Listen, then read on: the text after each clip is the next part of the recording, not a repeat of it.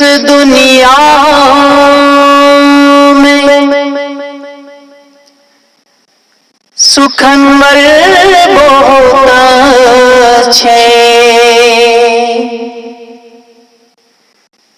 کہتے ہیں کہ غالب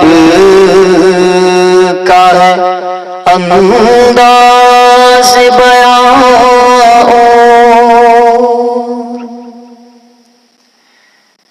یہ مسائل تصوف یہ تیرا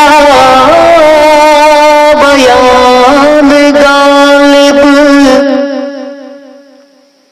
تجھے ہم ولی سمجھتے جو نبات خار ہوتا.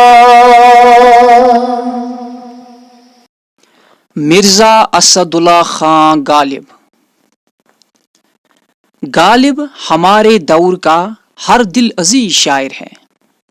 گزرتے ہوئے غموں نے اس کے فن کو گرد آلودہ کرنے کے بجائے اسے اور بھی نکھار دیا ہے. غالب کی شاعری بڑی پہلودار اور تہدار ہے. اس میں بیک وقت دل و دماغ دونوں کو آسودہ کرنے کی صلاحیت ہے. ماضی، حال اور مستقبل ہر زمانے کی دھڑکنیں اس میں سنائی دیتی ہے. غالب نے پرانے ذخیرے کا بہترین رس جذب کر کے اس پر نئے ذہن و فکر اور لب و لہجے کا اضافہ کیا. غالب کا پورا نام اسد اللہ بیگ خان تھا اور عرفیت مرزا نوشا. غالب تخلص کرتے تھے. ابتداً اسد تخلص کرتے تھے، لیکن جب سنا کہ کوئی اور شاعر بھی اسے اسد تخلص رکھتا ہے تو خود کو ممتاز کرنے کے لیے اس وقت سے غالب تخلص اختیار کرنے لگے. غالب کی ولادت 8 رجب المرجب 1212 ہجری بمطابق 27 دسمبر 1797 سورج نکلنے سے 4 گھنٹے پہلے آگرہ میں ہوئی. یہ بات بھی یاد رکھیے کہ غالب کے دادا کوکان بیگ محمد شاہ بادشاہ کے عہد میں سمرقند سے ہندوستان پہنچے مغل بادشاہی کے آخری زمانے میں. غالب کے والد کا نام عبداللہ بیگ تھا. غالب 2 بھائی تھے. دوسرے بھائی کا نام مرزا یوسف خان تھا. 1801 عیسوی میں جب غالب کی عمر صرف 4 سال کی تھی تو گولی لگنے کی وجہ سے والد کا انتقال ہو گیا تھا. والدہ کا نام عزت النساء تھا. تو والد کے مرنے کے بعد چچا نصر اللہ بیگ نے پرورش کی. 1806 عیسوی میں جب غالب کی عمر 9 سال کی تھی تو نصر اللہ بیگ بھی وفات پا گئے. 13 برس کی عمر میں مرزا کی شادی الہی بخش خان معروف کی بیٹی امراؤ بیگم سے 1810 عیسوی میں ہوئی. امراؤ جان بیگم اور غالب میں زندگی بھر نہیں بنی. ان کی ازواجی زندگی کچھ زیادہ خوشگوار نہیں رہی. غالب کے 7 بچے پائے در پائے ہوئے اور 7 فوت ہو گئے، ایک بھی نہیں بچا. اس کے بعد غالب نے اپنی بیوی کے بھانجے زین العابدین خان عارف کے 2 بچے پہلے حسین علی خان اور باقر علی کو گود لیا تھا. غالب نے پینشن کی بحالی کے لیے کلکتہ کا سفر کیا 1828 میں اور قریب 2 برس تک کلکتہ میں رہے. غالب نے بغیر کلکتہ کی کوئی لمبا سفر نہیں کیا تھا. غالب 2 بار جیل گئے ہیں. پہلی بار 100 روپے جرمانہ اور 4 ماہ قید کی سزا ہوئی. دوسری بار 200 روپے جرمانہ اور 6 ماہ کی قید کی سزا ہوئی.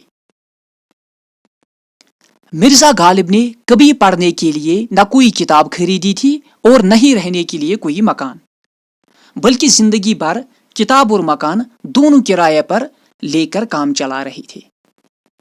غالب کے مخلص دوست مولوی فضل حق ہے۔ غالب کو اپنے اردو کلام سے زیادہ اپنا فارسی کلام پسند تھا۔ مغل شاہی کے آخری تاجدار بہادر شاہ ظفر نے غالب کو نجم الدولہ، دبیر الملک، نظام جنگ کا خطاب عطا کیا تھا اور خاندان تیمور کی تاریخ نویسی کی خدمت پر 50 روپے ماہوار کے معمور کیا تھا۔ مرزا محمد ابراہیم ذوق کے انتقال کے بعد غالب کو ملک شورا کا خطاب ملا۔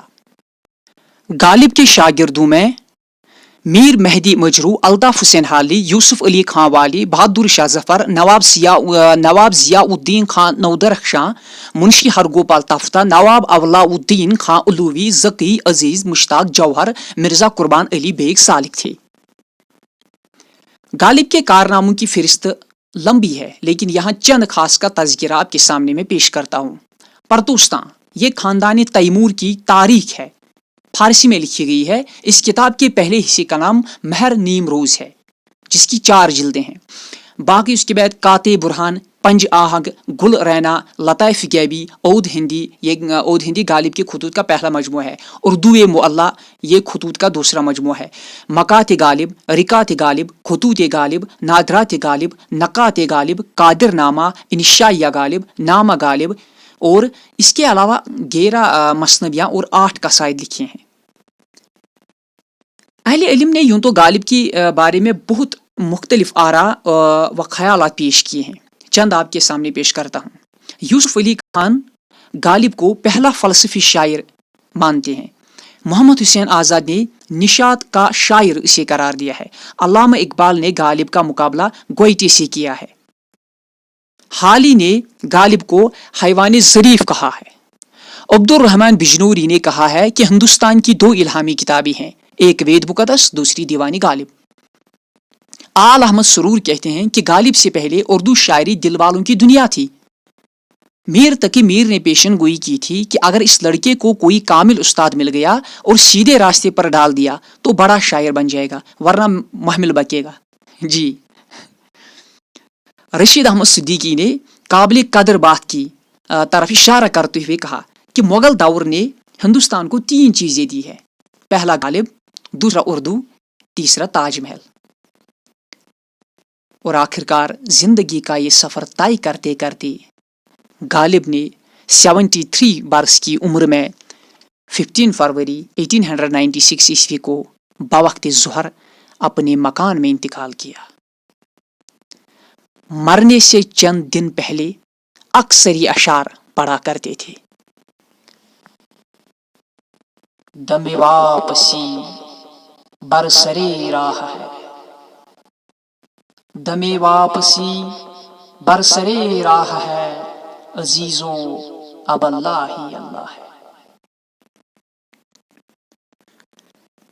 حکیم محمد مستقل طور پر دیوان خانے میں اٹھ آئے تھے، کھانا پینا بالکل چھوڑ گیا تھا، اکثر غشی کے دورے پڑا کرتے تھے۔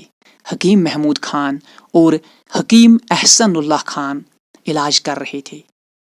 ہر قسم کا علاج و معالجہ کیا گیا، مگر مرض بڑھتا گیا جوں جوں دوا کی۔ نماز جنازہ دلی دروازے کے باہر ہوئی۔ نظام الدین اولیاء میں 64 کھمبا کے متصل خاندانی لوہار کے قدیم قبرستان میں سپرد خاک کیے گئے۔ غالب سوسائٹی کی طرف سے ان کی قبر پر سنگ مرمر کی ایک جالی بنا دی گئی ہے جو آج بھی مرجع خلائق ہے۔ ہوئی مدت کی غالب مر گیا، پر یاد آتا ہے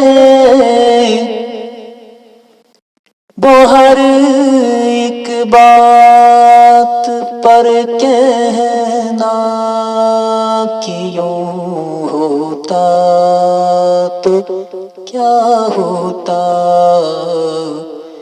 کہ یوں ہوتا تو کیا ہوتا۔